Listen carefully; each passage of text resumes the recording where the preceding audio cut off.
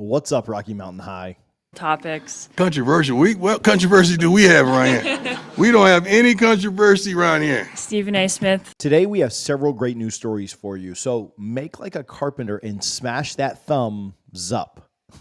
Our main story today is about something that Deion Sanders said about the thieves who stole the team's jewelry. And now, if anybody's been living under a rock or in a coma for the last little bit, the Colorado team recently had a lot of jewelry stolen during the UCLA game. Plus, we're going to talk about the progress the team is making and some other great stories. So grab a burrito, sit back, and get ready because this is the prime time for college football. Our first story today, we're going to talk about Coach Prime's recent comments on the theft. Now, a few high school kids were recently arrested for the crime.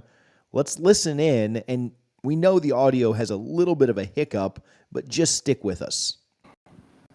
Let's not crucify and punish these high school kids, okay? Whatever the punishment that comes along with it, all right, let that be that, community service or whatever is it. But let's not abort the rest of their opportunities and lives because of a mistake. Because if we were to really do a roll call of mistakes at the age of 17, 18 in here, I'm sure everybody would tip out of here with their head down like we're in church, okay? So let's make sure that those kids atone for what transpired, if it's community service, whatever it is, but they don't lose an opportunity to change their lives. They're kids. They made a stupid, dumb, idiotic mistake. Guess what? When I was 7 and 18, so did I. All right? So did you.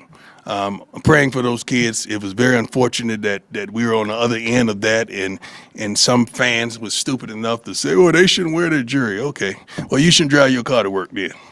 Somebody steal that. So that's just how stupid that statement was. But let's pray for those kids, man, lift them up, and hopefully and prayerfully they get another opportunity. What's probably going to happen is they probably going to name them and, expose who they are. And then all hell breaks loose because we're a society that likes to make a mockery of people that made mistakes in life when all of us have. So that's my take on that. Now, I'm not going to lie. This message really hit home.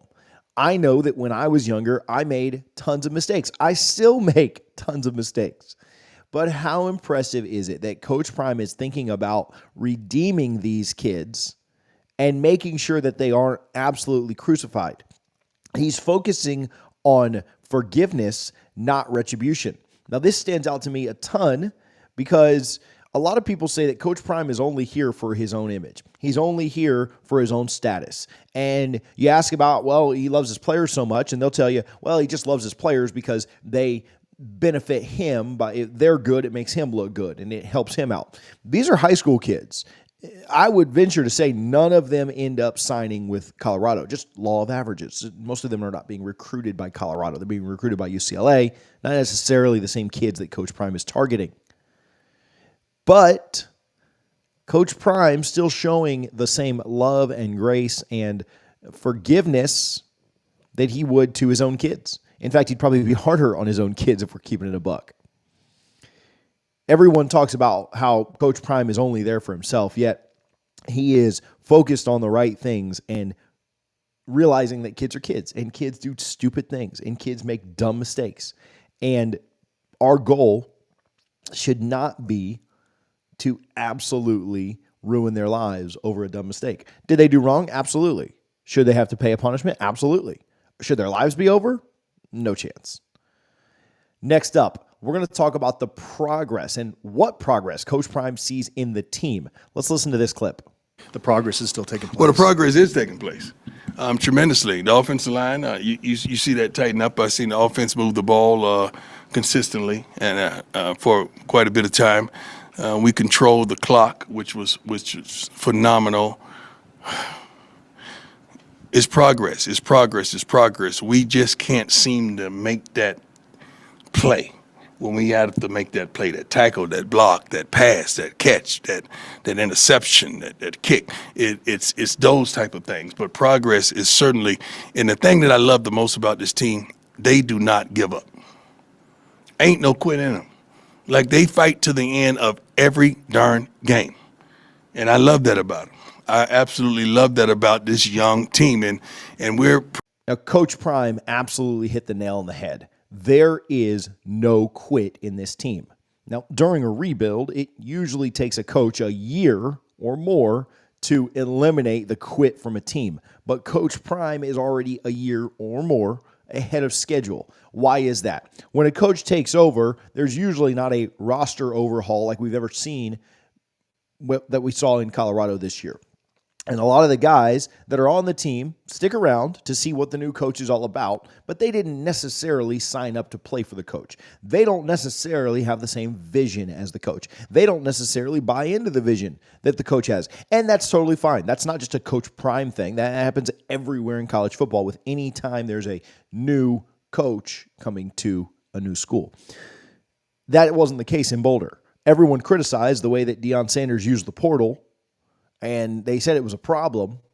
But what typically happens is the portal is used or recruiting is used over 2 or 3 years, and players are weeded out, and you get the guys that focus on your vision, and everything's good there. But because Coach Prime did it in 1 year, it was a problem. Well, the problem that Coach Prime doesn't have is guys not buying into his process, guys not buying into his vision. That's not a problem in Boulder. And they continue to play hard. They continue to put forth maximum effort. Now, where's that going to help them? This year was tough. It's not over. We're still focused on the next game upcoming, but where will that help them? It's going to help them next year. The experiences this year and the no quit this year is going to help them next year when they're in the Big 12. Coach Prime was a little bit unlucky. He ended up at a program that was in the Pac-12 in its final year of existence. That might be the best conference from top to bottom in the country. I don't know that any of us expected the Pac-12 to be as good as it is. You've got two teams that are in the top, 7, 8 right now with Oregon and Washington. You've got an Oregon State team that's favored against Washington this weekend. We've talked about UCLA. We've talked about Arizona beating 3 ranked teams in a row and Colorado taking them down to the wire. We've talked about a lot of the teams in this conference that are very, very good. Oh, by the way, we didn't even mention USC, who has had a little bit of a fall from grace, but still has the Heisman Trophy winner on their roster. Now, not quitting is not what Coach Prime wants to see more than anything. He wants to see wins. I get that. But the process is being followed, and it is going to benefit them next year. And so Coach Prime absolutely hit the nail on the head here. Now, let's talk a little bit about Coach Prime having an update on possibly leaving Boulder, Colorado.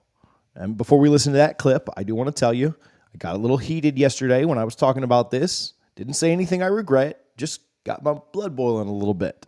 Let's listen to Coach Prime's clip, and then we'll talk about that. I tell them what I told them when they came. I'm here. I'm here. Like I tell them my mother's here. My sister's here. My dog is here. My daughter's here. Both 3 of my sons are here. My other daughter comes during every home game. We're here. I get mail here. I claim taxes here. I pay taxes here. I'm sorry. I'm here. I don't hear that. I don't hear that. Maybe our recruiting staff hears it, but I don't hear it. I'm too honest, not with parents, and I'm going to tell them the truth. Now, just like I told you yesterday, Coach Prime has unfinished business here. He loves this university. He loves these players, and he's going to build them into winners. Just like I mentioned a second ago, this year has been difficult. It's not over. We have 2 games left. We're going to focus on those 2 games. We're going to talk about those 2 games a ton. But the business is not finished here. I got a lot of interesting comments on yesterday's video. Some people saying, well, what if God called him to go to another place? What if the Lord told him he should go to this place or that place? Then he would absolutely go. I believe that Coach Prime would follow the calling and he'd be gone tomorrow.